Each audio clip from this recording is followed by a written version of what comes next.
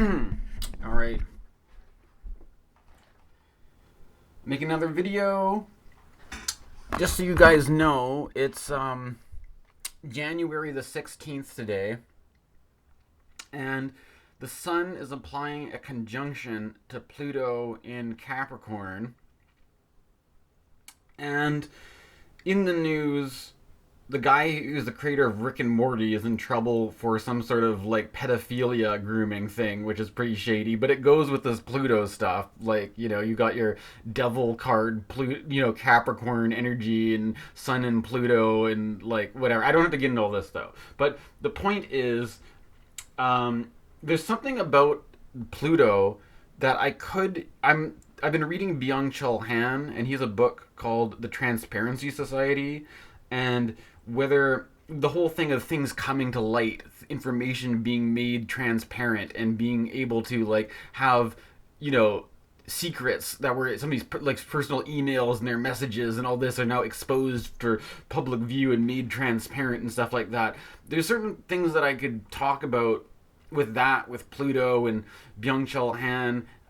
But the same thing kind of applies, there's certain things that I have to deal with as well, that I wanted to talk about in this video that have to do with things like mental health and disability and stuff like that. But one of the problems for me with that stuff has always been this issue of how much is appropriate to make public and how much is either oversharing, or that if anyone's my own experience in the mental health system when I was more involved in the mental health system is very confusing, because on one hand they spend a lot of time ingraining you with this identity that you have this identity of this diagnosis and that's really who you are, right? But then at the same time they say that if you want to get a job you have to lie about it and come up with some other story and like come up with a fake identity basically, and then so that your career of who you are in the world and what you're doing has to be entirely separate from who your diagnosis identity is, and you can't tell anybody about it, and you can't talk to your boss about your mental health problems, and you can't negotiate when you need a day off, and you can't so it's completely an unworkable situation, right? And that's part of the reason why employability in mental health is a bit of a problem. But I don't. And then again, how much do you bring to light about this versus how much do you keep quiet about it and the taboo and the secrets? And if I play it up that I'm disabled, then am I just making myself into a person that everybody will just stay away from, and I'm just isolated and making life hard? Or do I have to pretend to be really functional and competent or something? There's I don't know. But what's the truth? What's being manipulative, and what is just being honest? And I don't know. There's certain mental health stuff like that comes to mind. But why am I bringing up the mental health stuff and Byung-Chul Han? It's not just the Transparency Society. It's I'm reading this book. Okay, like there's certain things about like also doing astrology and stuff like that, and like there's a meme that goes around being like my one friend who has the most problems is trying to read tarot cards for people or whatever, right? And I have some other friends who are into this stuff, and who've been like, oh, we should start a business, and I'm like, dude, you're like, I don't know if I really see you as a reliable business partner because no offense or anything. These are all my whatever things I've been navigating or whatever, right? And whatever, how upfront to be about it and stuff. How public to be versus how to keep certain personal things private, and to say this doesn't belong on my astrology channel and stuff like this, versus things coming out into the open. And there's a Sun Pluto kind of dynamic, because it's coming to light, right? Coming to light.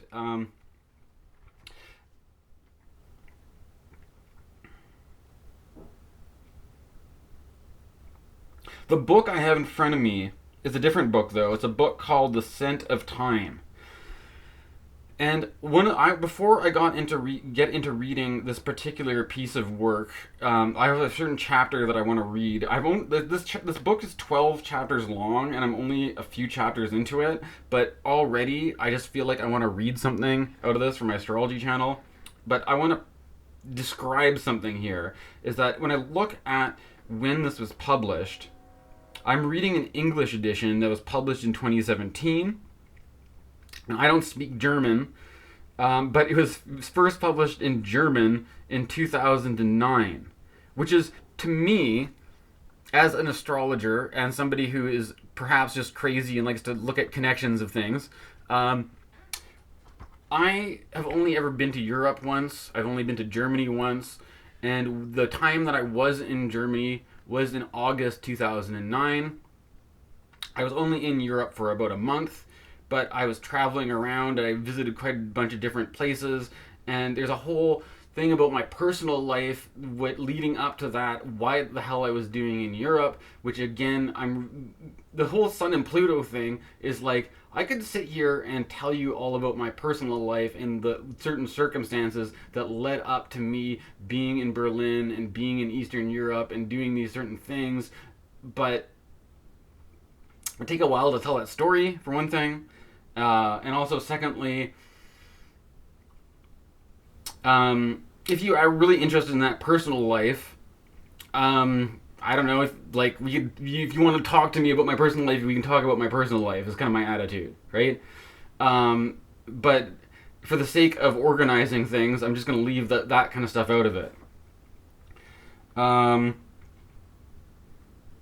But what the point is that in 2009, I owned what it was in Germany, and there's a certain when I'm reading this stuff and relating to it, it's like there's something very relatable, and also it's not only relatable, but the last book of his I read was called Hyperculture, and I was reading it without really. At first, when I started reading it, I didn't really realize what chronology this was, and I flipped to see when it was written, and I noticed that it was written more like 2005, which is like the year after, or 2000, something like that, 2004, 2005. It was around the time I graduated high school anyways. So, and it's kind of interesting because if I think of the way where my head was at and what the world was like around the time when I graduated high school versus you fast forward 5 years later, and then what I was doing, what ended, circumstance conspired to put me in Europe, and then for just a month vacation anyways, but like, who knows, maybe I walked past Byung Chul Han in the street and I didn't even know it, right? I could have been there. I could have been like bumping shoulders with Byung Chul Han. I didn't even know who he was back then, right? But there's something very close and relevant about what he's talking about. And what happened to me was that, so 2009, I had that little Europe trip. 2010, I did a year in Australia. And then it was 2011 that I had a mental health crisis and had a lot of problems. And the actual nature of my mental health crisis, first of all, like I meet people and I talk about mental health things and people just assume it's like anxiety and depression, but I had a pretty big like manic psychotic episode or whatever, and that was kind of brought on by partying and stuff. But one of the elements of it was, even after I wasn't partying, was this continued like insomnia and racing thoughts, as not to mention all the stuff going on in my head, which I'm not going to speak about publicly, at least not at least not in whatever. Maybe at some point I'll make it public, but I'm not going to go into all the depths of my psyche like that on my public YouTube channel, which again relates to the Sun and Pluto stuff, right? But I'm going to go into enough of it to say that, okay, there's certain things that have been developing around my approach to mental health.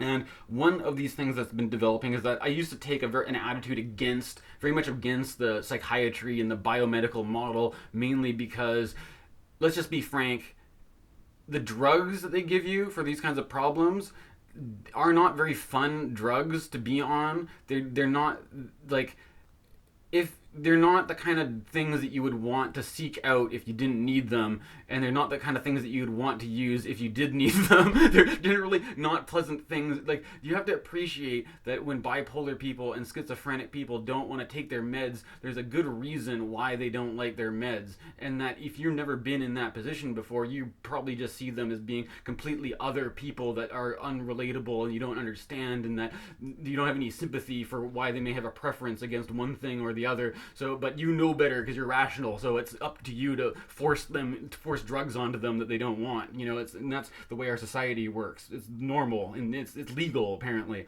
So I have spent a long time fighting with that kind of stuff. And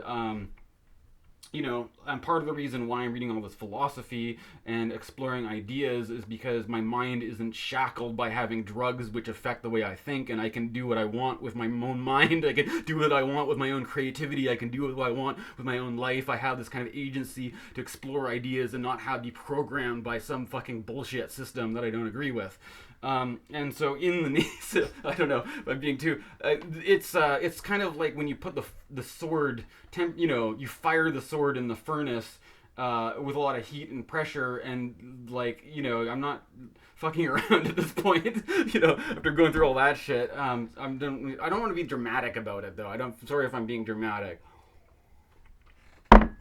But I'm a fiery anti-psychiatry kind of guy after all these years at the core. And astrology, my interest in astrology partly comes to do from the fact of people trying to police reality and tell you that certain things are delusional, and that, especially when there's all these people who do this stuff, what are they all delusional? Am I, and there's a thing about that I find with psychosis and mania and mental health that you often get drawn to things like the occult, the esoteric, the astrology, and that for good reason. And also, personally for me, I ended up going through a phase of getting sober, of putting the drugs behind, of cleaning up, and I have to admit though that it's not always I have to admit, Alcoholics Anonymous, for example, the whole recovery movement, Alcoholics Anonymous statistically is a failure. That it doesn't, if you're going to go over this evidence-based thing, statistically, it's not actually that likely that somebody who's an addiction is going to recover and be sober and stay sober and then never use again. Statistically, it's more likely that people are just going to relapse and it's a kind of a pointless thing. But, where am I going with this? I'm just trying to say that it's not a zero-sum game, and I do believe in trying to stay sober and working towards that, but there can be a bit of a back and forth in that it's not... Being totally rigid about it doesn't really work, nor is it healthy, I don't think. So I don't mean to be, puritanical about that side of things.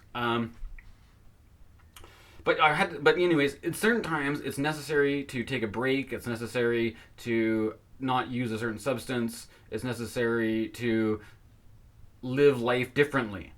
And that it's not just... The thing is, it's not... What I think that there's a certain thing that substance uses could have a biological effect that could create some sort of underlying inflammation problem. Maybe I'm starting to think that there might be a biological side because I've got all these inflammation issues, and that maybe mental health could also just be another form of inflammation and all of that. But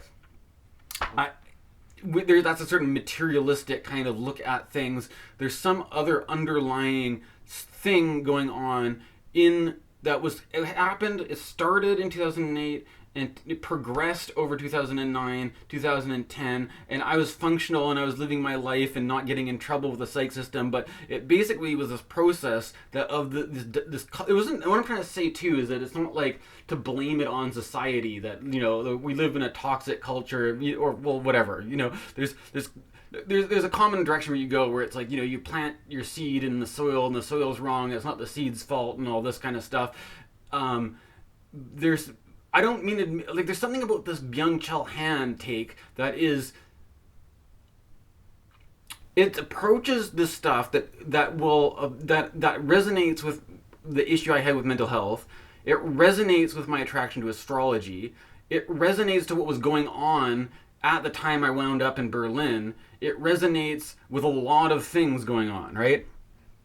And I don't know if I should just... Maybe I'll... if I start to interject with commentary when I read this, I don't think I'll get through it because I'll probably just have too much to say and I'll probably only read a little bit of Byung Han. So I'm going to... I'm 50 minutes in now just introducing it. I'm going to read this now and then whatever, we'll see if I want to talk about it afterwards. But I'm going to just try to not do commentary and just read this chapter.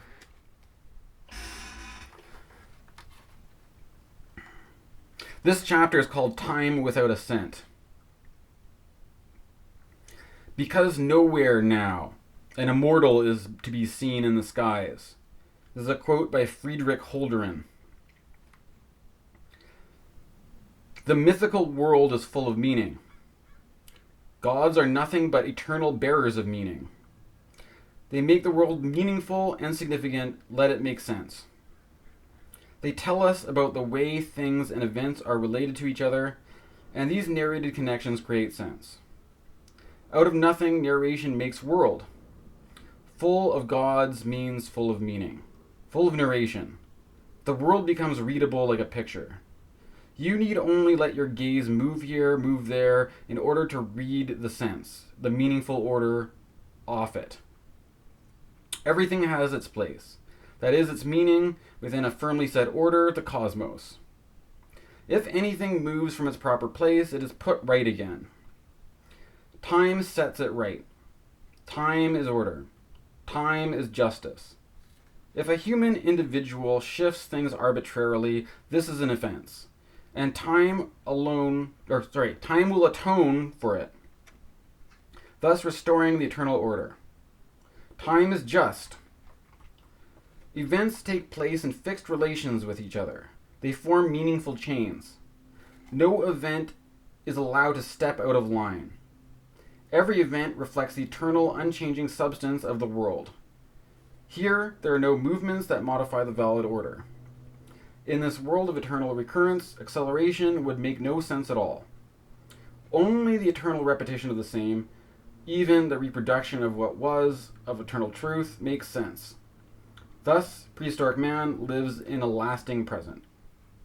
The historical world is altogether different. It is not simply given as a completed picture that reveals an eternal substance, an unchanging order to the onlooker.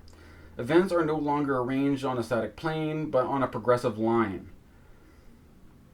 The time which links events and thereby releases meanings passes in a linear fashion, and is not the return of the same, but the possibility of change that makes it meaningful. Everything takes place as a process, which means that either progress or decay. Historical time releases meaning in the sense that is directed. The temporal line has a direction, a syntax. Historical time knows no lasting present. Things do not remain arranged in an immutable order. Time is not leading back, but leading forwards. It is not bringing back, but collecting. The past and the future drift apart. What makes time meaningful is not its sameness, but its difference. Time is change, process, development. The present has no substance of its own. It is only a transitional point. Nothing is. Everything becomes. Everything changes. The repetition of the same gives way to the event. Movements and changes do not create chaos, but a new kind of order. Temporal meaningfulness is based on the future. This orientation towards the future produces a temporal pull that may also have accelerating effects. Historical time is a linear time which can, however, pass or appear in very different forms. The time of eschatology differs greatly from the kind of historical time that promises progress. Eschatological time, as the final time, refers to the end of the world. The eschaton marks the beginning of the end of time, the end of history itself. And a thrownness characterizes the human being's relationship with the future. Eschatological time does not allow for any action, any projection. The human individual is not free. It is subjected to God. It does not project itself into the future. It does not project its time. Rather, it is thrown into the world, into the final end of world and time. It is not the subject of history. Rather, it is God who judges. Originally, the concept of revolution also had an entirely different meaning from the one associated with it now. Although it is signified a process, it was not free from connotations of return and repetition. Originally, revolutio referred to the orbits of the stars. Applied to history, it signifies the fact that the forms of domination, which are limited in number, reoccur in cyclical fashion. The changes which take place in the course of history are integrated into a cycle. It is not progress, but repetition that characterizes the historical process. Neither is the human being a free subject of history. Not freedom, but thrownness continues to determine the human relationship to time. It is not humans who make revolutions, rather they are subjected to them, just as they are subjected to the laws of the stars. Time is characterized by natural constants. Time is facticity. During the time of the Enlightenment, a particular idea of historical time emerged. As opposed to the eschatological idea of time, it assumes an open-ended future. Here, temporality is not dominated by being towards an end, but by the departure into the new. And temporality acquires a significance, a weight of its own. There is no helpless, headlong rush towards the apocalyptic end. No facticity and no natural constants force temporality to take the form of circular repetition. This gives an altogether different meaning to the concept of revolution, one free from the association with stellar orbits. The linear progressive course of events now determines the temporality of revolution rather than the circular orbits. The notion of temporality that developed during the Enlightenment freed itself of thrownness and facticity. Time was rendered non-factual as well as being denaturalized. It is now freedom which determines the human relationship to time. The human being is neither thrown into the end of time nor is the natural circulation of things. What animates history is the idea of freedom, the idea of progress of human reason. The subject of time is no longer a judging God, but a free human being that projects itself towards the future. Time is not a fate, but a projection. The human relation with the future is determined not by thrownness, but by feasibility. The human being is like one that makes the revolution. And he's in brackets produire. I haven't been putting all the bracketed other language words in, just so you know. Thus, concepts like revolutionizing and revolutionary, which point towards feasibility, become possible. But the idea of feasibility destabilizes the world and destabilizes time itself. That God, which, as a source of an eternal present, had long a stabilizing effect, now slowly takes its leave from time. The remarkable burst of innovation in the natural sciences that began in the 16th century was triggered by a belief in feasibility. Technological improvements are made at ever shorter intervals. Bacon's dictum, knowledge is power, precisely reflects the belief that the world can be made. The political revolution and the industrial revolution are connected, both being animated and advanced by the same belief. An entry on railways in the Brockhouse Encyclopedia of 1838 conjoins the two in heroic tones. The railway is transfigured into a Dampftriumphwagen. I'm not German, sorry. As a steam-powered triumph engine of the revolution. Revolution in the Age of Enlightenment is based on a time rendered non-factual, freed of all thrownness and of all natural or theological coercion. Time, like the colossal engine, is unleashed towards the future, which is expected to bring salvation. This time inherits the teleological character of the eschatological idea of time. History remains the history of salvation. Given the fact that the goal is in the future, the acceleration of the historical process now makes sense.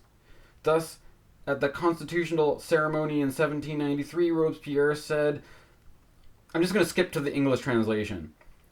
The progress of human reason prepared this great revolution, and you especially are charged with the duty of accelerating it.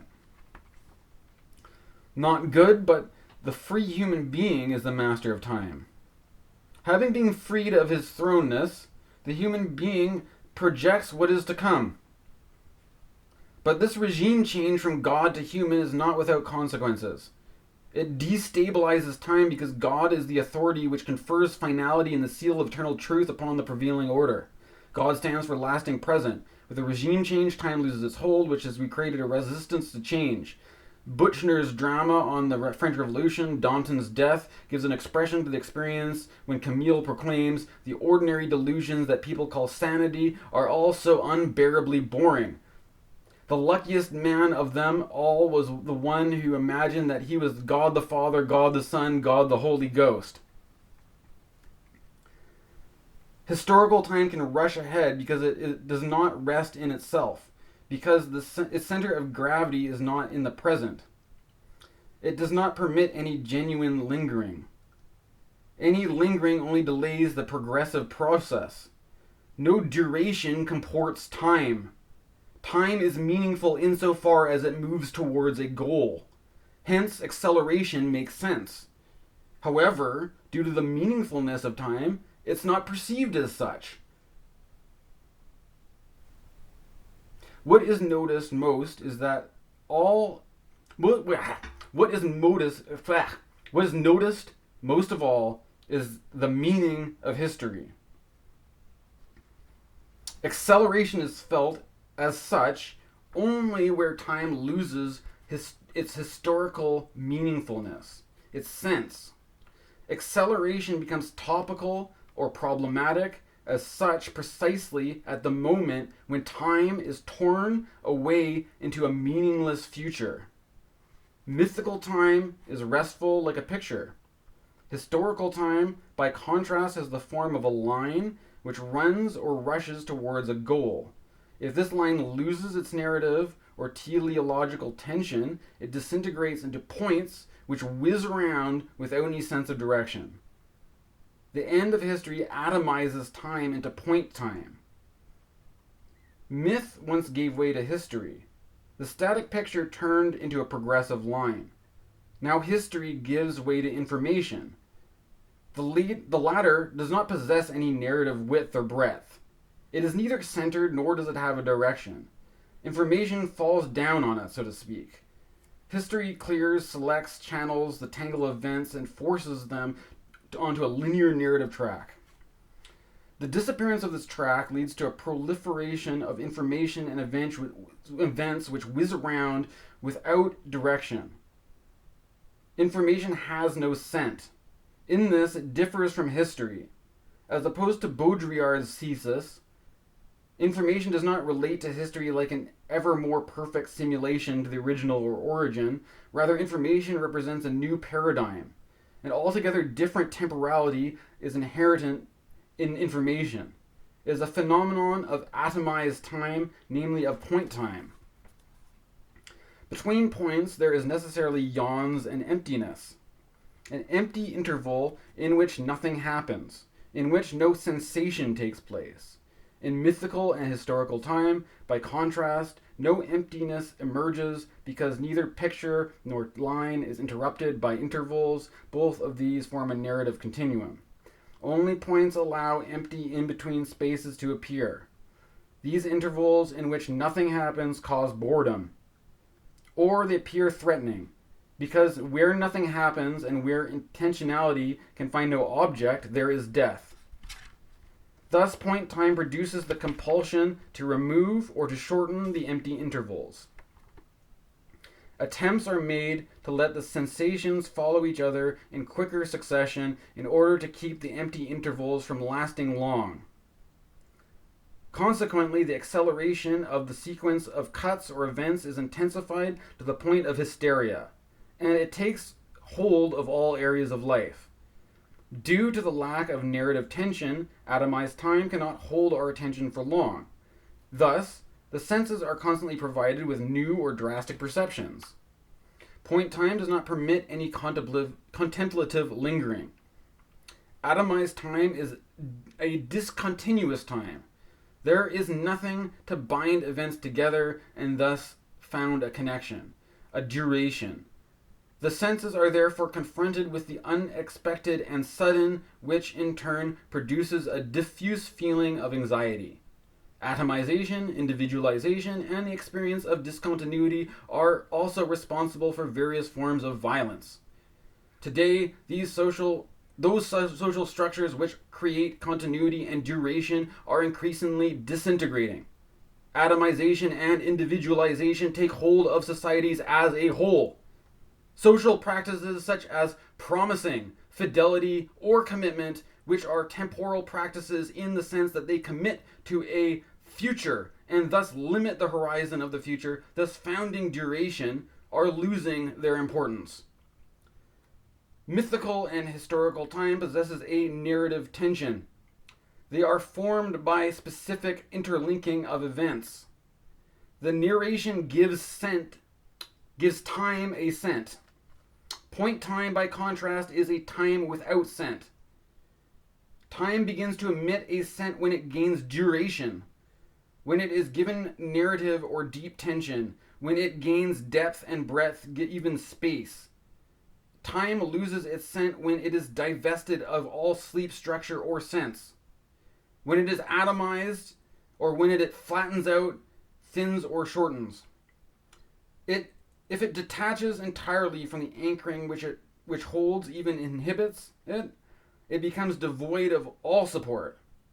Taken out of its mount, so to speak, it rushes off. Acceleration, much discussed today, is not a primary process which subsequently leads to various changes within the life world, but a symptom, a secondary process, that is, a consequence of time having lost its hold and having been atomized, of being without any inhibiting gravitation. Time rushes off, even is its preceptus haste, in order to compensate for an essential lack of being. In this, however, it is not successful, because acceleration by itself does not produce any hold. On the contrary, it only makes the existing lack of being more pungent. And that is the end of chapter 2, Time Without a Scent.